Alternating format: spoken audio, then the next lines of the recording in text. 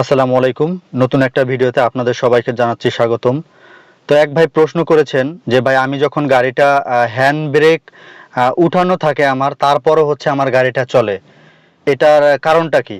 আচ্ছা, খুব ভালো একটা প্রশ্ন করেছেন।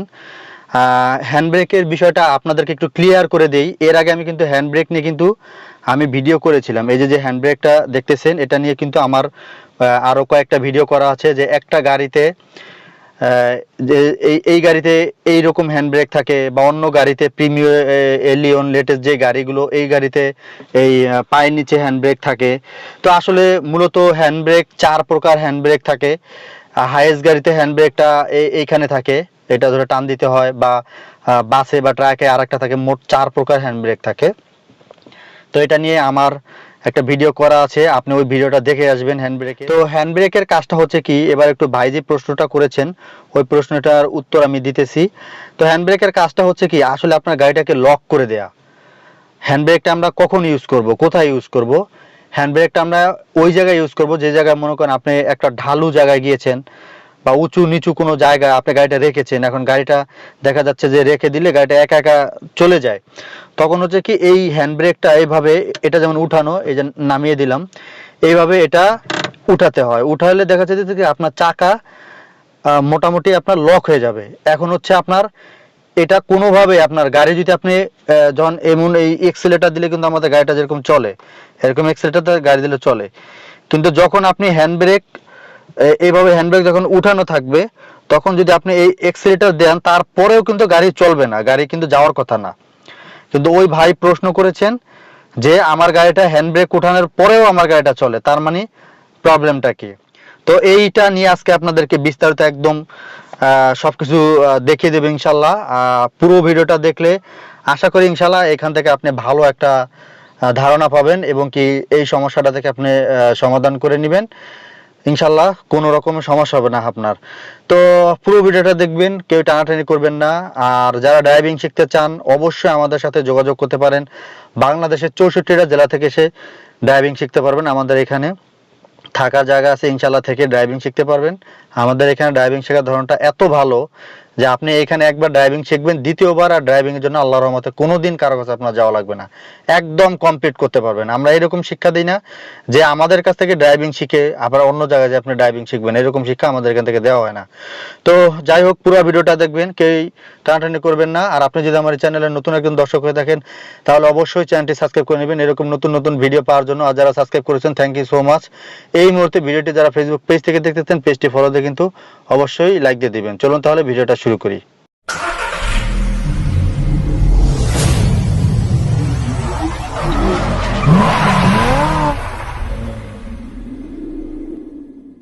আচ্ছা, আমাদের কিন্তু এখানে হ্যান্ড ব্রেকের কিন্তু কয়েকটা ঘাট থাকে। এই ঘাটগুলো হচ্ছে, আমি আপনাদেরকে একটু উঠে দেখাই, আপনারা হয়তো তাহলে বুঝতে পারবেন। দেখেন এইভাবে যখন আমি টান দিব, তখন এই একটা ঘাট মানে ক্যাট করে একটা শব্দ করলো। দেখেন আরেকটা, যদি আরেকবার একটু টান দেই, ওই যে আরেকটা ঘাট, এই আরেকটা ঘাট, 3টা ঘাট গেল, 4টা ঘাট গেল, 5টা ঘাট গেল, এই এরকম কিন্তু শব্দ হচ্ছে।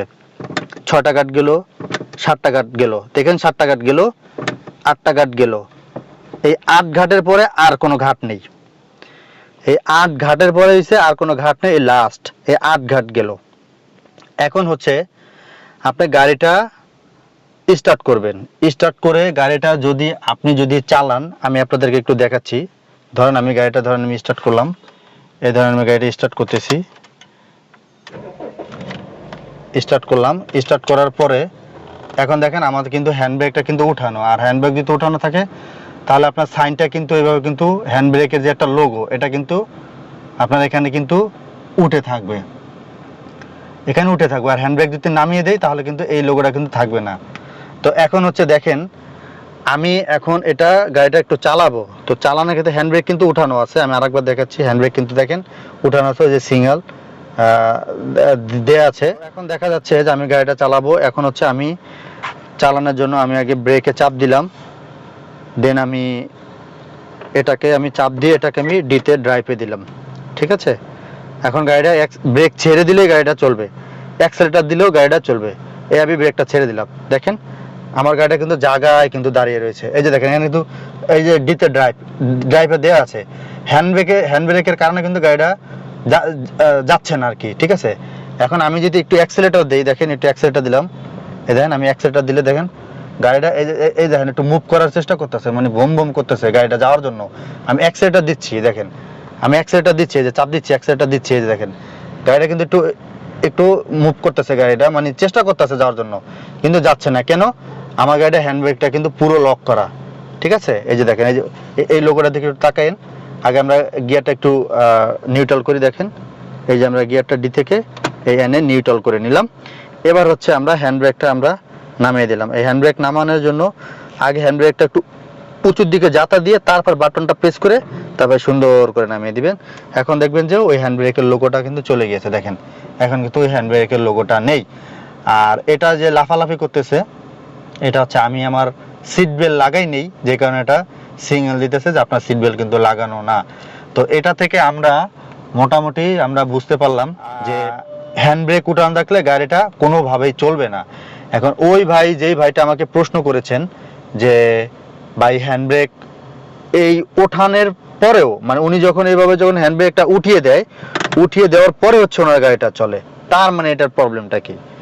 হ্যাঁ, এটার প্রবলেম হচ্ছে এটা হ্যান্ড ব্রেকে যে কিছু কিছু ঘাট আছে, ওই ঘাটগুলা নেমে গিয়েছে। নেমে যাওয়ার কারণে হচ্ছে লকটা ভালো করে ধরতে পারে না, এই কারণে হচ্ছে ছেড়ে দেয় আর কি। এই ছেড়ে দেওয়ার কারণে হচ্ছে আপনার গাড়ি চলে। আমি আবার একটু ক্লিয়ার করে দিই, হ্যান্ড ব্রেকের কিছু যে ঘাটগুলো আছে, যে শব্দ যে ঘাটগুলো আছে, এই ঘাটগুলো হচ্ছে ওই যে যেখানে যে লক হবে ওইখানে লক হয়ে সারতে পারে না, ওইটা ঘাটগুলো ছেড়ে দেয়।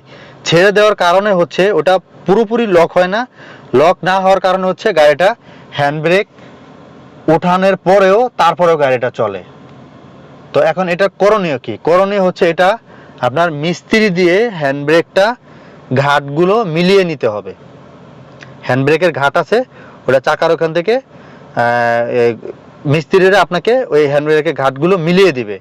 মিলিয়ে দিলেই তারপর আপনার এখান থেকে এটা উঠালেই তারপর গাড়ি হ্যান্ড ব্রেক লক করলে, টেনে যখন লক করবেন তখন আর গাড়ি চলবে না, কাজ করবে না, তখন 100% ঠিক থাকবে। এটা আপনি করতে পারবেন না, এটা অবশ্যই মিস্ত্রি করতে পারবে, এটা আপনার দ্বারাই সম্ভব না। এই ছিল আজকের হ্যান্ড ব্রেক নিয়ে ভিডিও। তো আশা করি বুঝতে পেরেছেন। আর আরেকটা কাজ করবেন, সেটা হচ্ছে অনেক সময় দেখা যাচ্ছে যে গাড়ির ব্রেক কম বেশি করে ধরে, মানে দেখা যাচ্ছে এটা কিন্তু আপনারা বুঝতে পারবেন না। নতুন যারা আছে তারা তো ধরতে পারবেই না, যারা সিনিয়র পারসন তারা হয়তো ধরতে পারবে। আমরা গাড়ি টান দিলে কিন্তু বুঝে ফেলি যে আসলে কোন চাকাটার ব্রেক বেশি হচ্ছে, কোন চাকাটার কম হচ্ছে।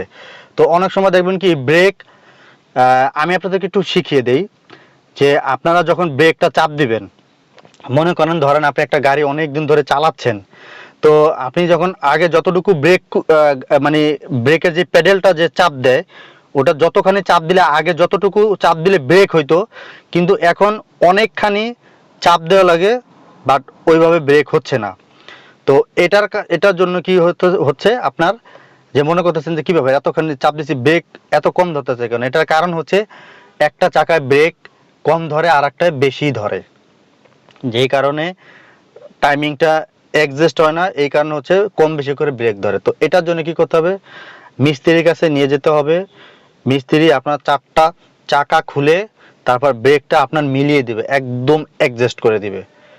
অ্যাডজাস্ট করে দিলে তারপর আপনার ব্রেকের আর কোনো সমস্যা হবে না। অ্যাডজাস্ট করলে হবে কি, যখন আপনি ব্রেক ধরবেন প্রত্যেকটা চাকায় আপনার একই রকম করে ব্রেক ধরবে, তাহলে কোনো সমস্যা হবে না। সামনে বলেন, দুইটা চাকায় বলেন, আপনার একভাবে ব্রেক ধরবে, তাহলে 100% আপনার আগের জায়গায় ফিরে আসবে বা আপনার ব্রেকটা খুব ভালো ধরবে। তো আপনারা আর একটা জিনিস কাজ করবেন, যারা এই জিনিসটা জানেন না যে আপনার ব্রেকটা কতটুকু ধরতেছে, অনেক সময় তো জানেন না। তো আপনার 2-3 মাস গাড়ি চালানোর পর আপনার নতুন জব নেন বা পুরনো নেন, বা আপনার এরকমও আছে যে আপনার গাড়িটা ধরেন আপনি 1 বছর ধরে চালাচ্ছেন, আপনার নিজের গাড়ি হোক আর আপনি চাকরি করেন আর যাই করেন, 1 বছর হয়ে গেছে, তো আমার গাড়িটা তো সুন্দর মতো চলতেছে, ব্রেকও হচ্ছে, কিন্তু এই ব্রেকটা কিন্তু আরো ভালো হবে, এটা আরো ভালো হবে। আপনি যদি এই কাজটা না করেন তাহলে একটু করে নেবেন, মিস্ত্রিকে অল্প কিছু টাকা দিন, 400-500 টাকা দিলেই ওরা ব্রেকটা মিলিয়ে দিবে। কারণ কেন, আপনি 1 বছর চালানোর পরে ব্রেক কিন্তু কম বেশি করে ধরে, কিন্তু আপনি কিন্তু বুঝতে পারবেন না। আপনি গাড়িটা চালাবেন, আপনার কাছে মনে হচ্ছে যে ঠিক আছে, কিন্তু না, তারপরে ঠিক নেই, কারণ ব্রেকটা কম বেশি ধরতেছে। ব্রেক এমন একটা জিনিস যেটা যদি আপনি ঠিক করে রাখেন, ধরেন ইমার্জেন্সি যখন ব্রেক করবেন তখন যে ব্রেকটা মনে করেন যে আপনার যতটুকু সামনে যে গাড়িটা ব্রেক হবে যদি কাজ না করান, তার আগেই আরো আগেই ব্রেক হয়ে যাবে যদি আপনি ব্রেকটা মিলিয়ে নেন। তার মানে আপনি তো বুঝেন যে কোনো সময় এই জিনিসটা হতে পারে। তো এই ছিল আজকের ভিডিও, আশা করি বুঝতে পেরেছেন। আমি সুন্দর করে বুঝিয়ে দেওয়ার জন্য আপনাদেরকে চেষ্টা করেছি ইনশাল্লাহ।